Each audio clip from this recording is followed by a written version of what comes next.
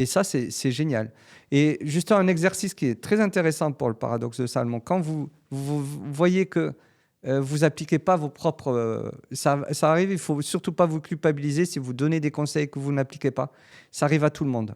Je le dis parce que certains sur LinkedIn, d'ailleurs, qui culpabilisent les personnes parce que elles n'appliquent pas ses propres conseils. Ça arrive à tout le monde. Après, bon, il y en a qui le font de façon un petit peu, on va dire, pas très honnête. Oui, ou qui Voilà. culpabilisent les gens alors que même Voilà. ne suivent pas ces conseils-là. Et ça, un exemple très simple, on se met devant un miroir et on essaye de se parler comme on parle à un ami, en fait.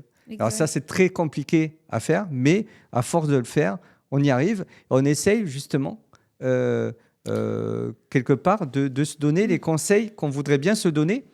Et, magie du truc, on va l'intégrer. Notre inconscient va comprendre qu'on a envie, en fait, d'appliquer le conseil qu'on vient de soi-même se donner. Et la distanciation est permise grâce à ça. Et donc, du coup, on arrive à intégrer des choses qu'on n'arrivait pas à faire. Par exemple, des routines. Alors, je ne parle pas des routines matinales où il faut se lever à 5 heures du mat, où il faut aller prendre sa douche froide. Même si je le fais tous les jours, prendre la douche froide, mais on s'en fout. C'est pas le truc. C'est prendre des bonnes habitudes, en fait, par rapport à ce qu'on a envie de devenir. Et ça, c'est la chose la plus dure, en fait, à faire.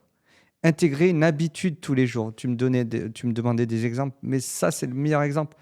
Qui a la force de le faire? En fait, la personne qui va se dire, bon, qui va se regarder en face, qui va se dire, bon, voilà, quelle est la personne que tu as envie de devenir?